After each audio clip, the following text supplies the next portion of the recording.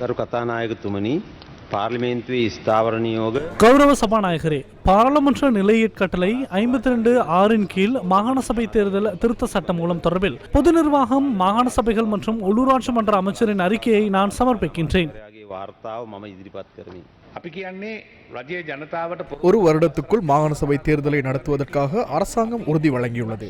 கலப்பு முறைமையில் பழைய முறைமையில் தேர்தலை நடத்துவதாக இருந்தால் மிக விரைவிலேயே தேர்தலை நடத்தலாம். எல்லை நிர்ணய குழு என்று காலம் தாழ்த்தாமல் பழைய முறையில் அல்லது விரைவாக நடத்தக்கூடிய ஏதேனும் ஒரு முறையில் தேர்தலை நடத்துவதற்கு நாம் பூரண ஆதரவை வழங்குகின்றோம். අපේ සහය තියෙන බව අපි රජයට ප්‍රකාශ කරනවා. දැනට බලපවත්වන පළාත් සභා ඡන්ද தற்போது தாக்கம் செலுத்தும் மாகாண சபை சட்டம் ஒன்று இருக்கின்றது. அதுவே கலப்பு தேர்தல் முறைமை.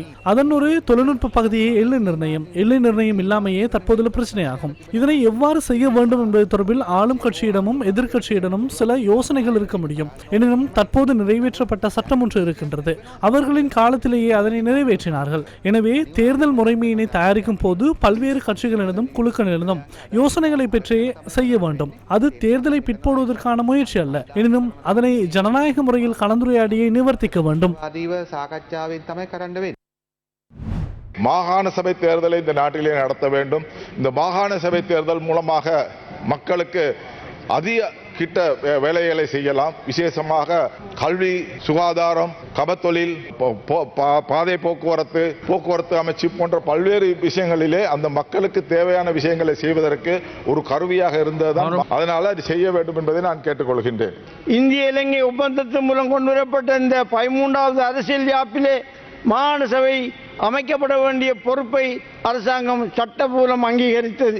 ஆனால் அந்த மாகாண சபை இன்று 8-9 வருடங்களாக நிறுத்தப்பட்டு மக்களுக்கு அந்த சபையினால் எந்த விதமான அபிவிருத்தி வேலைகளையோ அல்லது அதிகாரங்களோ செய்ய முடியாமல் இருக்கின்றது.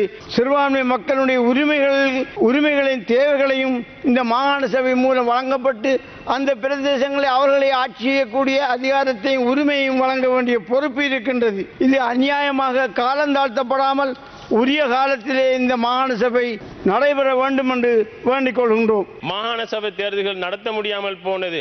ஆனால் இன்று வந்து நின்று கொண்டு மாகாண சபை தேர்தல்களை நடத்துங்கள், மாகாண சபை தேர்தல் நடத்தாமல் நீங்கள் பொய் சொல்லி என்று சொல்லிக் கொண்டிருக்கிறார்கள். அன்று தேர்தல் நடத்தவும் பணமில்லை, தேர்தலும் இல்லை என்று சொன்ன அரசாங்கத்துக்கு நாங்கள் இன்று சொல்கிறோம், எங்கள் தேசிய மக்கள் சக்தி அரசாங்கம் தேர்தலை நடத்துவதற்கு பணம் ஒதுக்கீடு செய்யப்பட்டுள்ளது. வரவு செலவு திட்டத்தில் நாங்கள் மாகாண சபை தேர்தலை நடத்துவதற்காக தயாராக இருக்கிறோம். அதே நேரம் மாகாண சபை தேர்தலை நடத்துவதன் மூலம் நாடு பூராகவும் தேசிய மக்கள் சக்தி அமோக வெற்றியை பெறும் என்பதை நான் இங்கு உறுதியாக கூறிக்கொள்ள விரும்புகிறேன்.